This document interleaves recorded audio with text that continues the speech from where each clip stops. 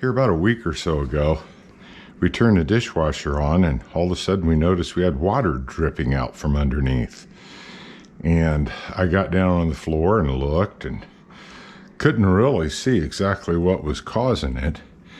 But I got under and got a flashlight and I could see that it was dripping right here. And I'll actually include a little video of what I took a picture of underneath it that day when I found the leak. So after figuring out where all the water was coming from, I turned everything off, pulled it out, took a good look at it, got my phone and got up under there and recorded it dripping. And then I got online and figured out what it was. And it's called a dishwasher diverter motor. And it's real simple to change.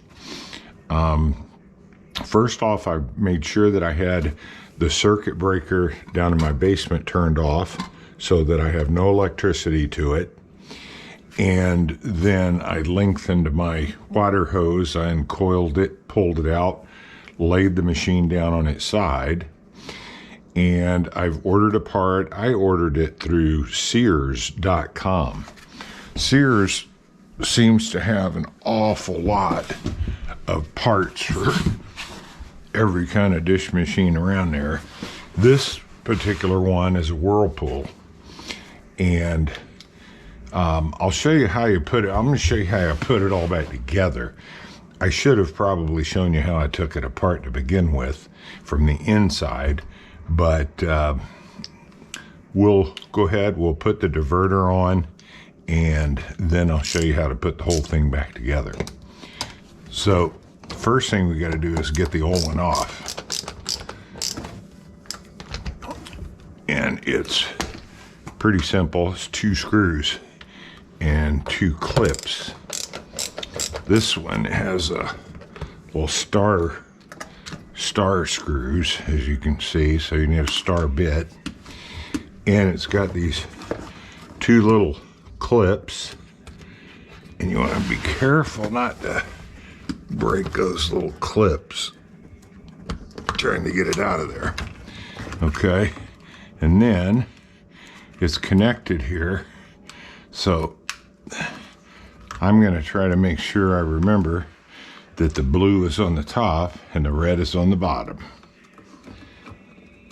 And we loosen these little clips. And there we go. Okay, you pull this clip back and up.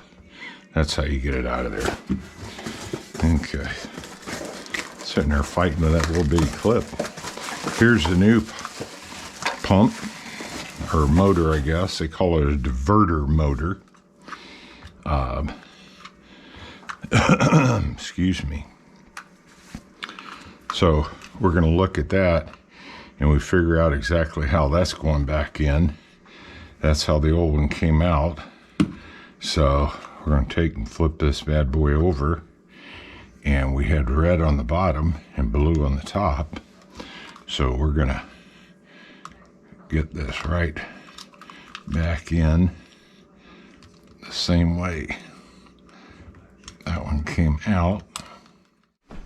Okay, so we're going to pick up where we left off underneath.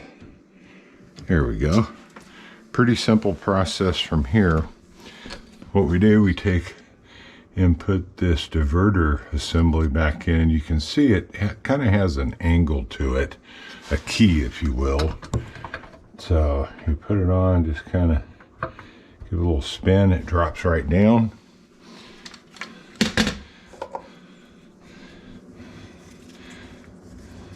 And we've got to line this up. You see there's like a little arrow right there. That's where you started out at with this little arrow. It's kind of awkward at times because you got to get, see how we get this water supply in and we get the little arrow in, so this is nice and flush. then twist it to your right till it clicks, and put it under and twist it back just a hair. So we're in there nice and tight. Everything is good. Now all we got to do is put our washer arm back on, and it clicks in. So you turn it, put it on gently, and turn it to the right until you hear that little snap. So at this point, your washer arm is back on. We should be ready to go. I'm going to take and scoot my washer back in place. I'm not going to screw it back to my counter, but I'm going to scoot my washer back in place, and then I'll turn electricity back on, and then we'll fire this up, and we should be good. Okay, so at this point, I've put the machine back in, put the arm on, put the basket in, put it on a 58-minute wash cycle, and we're just going to run nothing and see what happens. Push start and close it. And then I want this thing to run for a few minutes, and then I want to get underneath it and check it, make sure I have nothing leaking.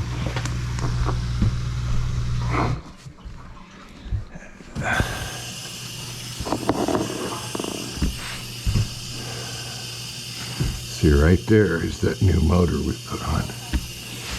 And before, you could see underneath it, where's the old one? Underneath it, you could see that the water was dripping out right here on this one, the old one. So we're going to look at that for a few minutes. I'm probably going to take a little break here. Come back after it's run a few minutes and make sure that we've got no leaks. And if so, then I'm going to sweep the floor, clean up around here, put a few dishes in it, and put my base cover back on here. But at this point, it looks like we are in great shape. So as I said, if you like our videos, give us a thumbs up, share it with your friends, subscribe, and come back and see us. You guys have a great day. Thank you.